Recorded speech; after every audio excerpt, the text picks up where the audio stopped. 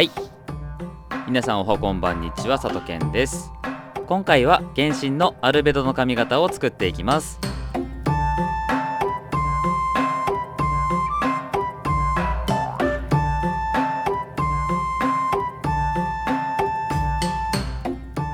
アルベドの髪型はこんな感じですね。うちの画伯が写生というか模写してくれている通りで、後ろで結んでハーフアップになっている髪型になっています。で、正面から見るとちょっと分かりづらいんですが、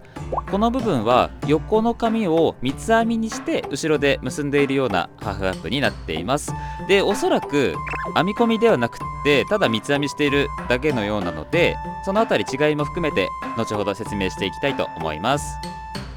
ベースはこのマジックオールバックロングのパールアッシュですね。限定色のウィッグを使っていきます。短いオールバックのウィッグだと長さが足りないので、こちらの無垢なるロングウィッグから髪型を想像していきたいと思います。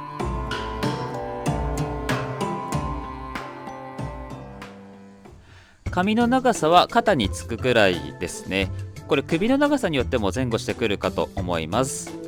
一番下の長さを決めたらぐるっと一周カットしていきます。アルベドの髪型は、日常いてもおかしくないというか、全然普段使える髪型になってくるので、適当な話も交えながら今回はゆっくり解説していきたいと思います。アウトラインの長さを決めたらこのくらいの角度で持ち上げて、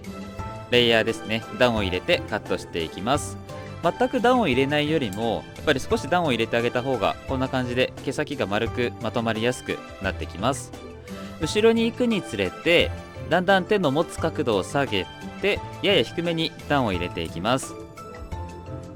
表面の髪をもう一度床と平行に持ち直して角を取るように段を入れていきます。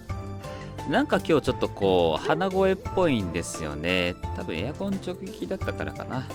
お聞き苦しいところあるかもしれませんが、ご了承ください。反対側も同じようにカットしていきます。両側切り終わったら真上に持ち上げて、こちらも角を取るようにカットしていきます。前の方は後で短くなるので後ろ側だけで大丈夫です。続いて前髪をカットします。前髪の長さは根元が立ち上がった状態で、だいたい鼻から目の間くらいですね。その長さに合わせて斜めに持ち直して、下がかなり長くなるように段を入れて切っていきます。こんな感じになりますね。そうしたら後ろの髪をここまで引っ張ってきて、長さを合わせてカットしていきます。届かなくなるギリギリぐらいまで段を入れていくことになりますので、かなり後ろから髪を持ってきてカットしていきます。こうすると前がかなり短くなって後ろが長く残った、こういう感じのレイヤーが切ることができます。左右の長さと角度を合わせながら反対側も同じようにカットしていきます。ベースカットが終わったら毛量はこのままで大丈夫なので、毛先だけちょっとカットでなじませておきます。で、もみあげですが、ゲーム内のキャラ画像だとここ短くてもいいんじゃないかなっていう感じになってましたので、少し短く切って収まりを良くしておきます。カットが終わるとこんな感じです。レイヤーの髪型なので、しっかり地層のように髪と髪の積み重ねを意識して切っていくといいですね。ストレートアイロンを使ってセットの土台を作っていきます。ウィッグの時は僕はいつも150度で使っています。前髪は根元を潰さずにほんのり内巻きになっていれば OK です。アイロン後の毛束は熱いのでやけどしないように気をつけてください。さっき前髪の方に引いて切ったので、前髪のすぐ上に短い毛があるはずなんですよね。この部分の毛束を軽く S 字にというか、少しウェーブをつけた状態で形を作っておきます。左右に2本ずつ作っておきます。髪を巻く時のアイロンの位置なんですが、毛束を下に下げた状態でここで巻いてあげるとまとまった髪型になりやすいですね。で、反対に持ち上げて、毛束を持ち上げて形をつけてあげるとカールの位置がずれるので、かなりふわっとした巻き方ができるようになります。これ日常でも使えるので、ふわっとしたい方は若干持ち上げて巻いてみていただくとできるんじゃないかなと思います。ところどころ外羽の毛束を作っておいて、この毛束もちょっとずらしながらやや太めに毛束ができるように作っています。あ、クレイ、そんな斜めのシャンプー台に置いちゃダメだ。いつも同じスタイリング剤ではこのラボの研究も進まないので、違うスタイリング剤を使ってみようと思います。 N ドットのシアクリームとシアクリームでやってるポリッシュオイルを混ぜて今回はつけていきます。セットしやすいようにまず前髪を真ん中、左、右3箇所に分けて留めて、その上の先ほど S 字にした部分も左と右に分けて留めておきます。分け目はちょっと真ん中からずらしています。今回毛量を足さずに1つのウィッグで作っているので、この辺りつけてしまいがちなので、根元にだけ逆毛を立てて戻して、表面だけもう一度整えてあげると、こんな感じでつけないように作ることができます。次はハーフアップにする部分の三つ編みですね。この部分を作ります。分量はだいたいこのくらい分け取ってあります。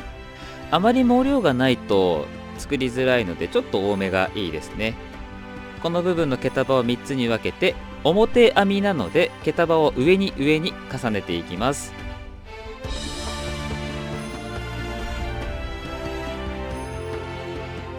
だいたい4編みぐらいですかね。片側に4つずつぐらい編み目が来る状態まで作ったら、軽くほぐしてスプレーで毛束を整えておきます。編み込みか編み込みじゃないかの差はこの辺りを見るとわかるかなと思います。なのでこのキャラがどっちかなっていうのをそこで判断してますね。言うて間違うこともあるんですけどね。左右同じように三つ編みを作ったら、真後ろに持ってきて、ここでゴムで結んでおきます。もし三つ編みだけで毛量が足りないときは、この辺りの紙を一緒に結んじゃってもいいですね。トップが潰れるとバランスが悪くなるので、コームのテールで少し引き出してあげて、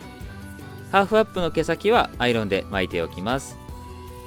上に乗ってる跳ねている部分の毛束は細かく逆毛を立ててあげた後に、表面を整えながらスプレーで形を作っていきます。で、ここちょっと要注意というか、あんまり立たせすぎてしまうと本当に角みたいになってしまうので、ほんのりちょっとだけ動かして立たせてあげるといいですね。ちょっとサロメ嬢の見過ぎですね、最近ね。前回の悟空みたいに特徴がある髪型よりも、アルベドのようなナチュラルな髪型の方が実はちょっと似せづらいなって僕は思っているので、細かい毛束までしっかりこだわって作ってあげるといいですね。アルベドの毛束感はあんまりツンツンというよりは、ちょっとこうふわっともふっとしているような質感になっているので、細くなりすぎないように先っちょだけまとめて、やや太めに毛束を作っていってあげるといいんじゃないかなと思います。細かいところを整えたらこれで完成です。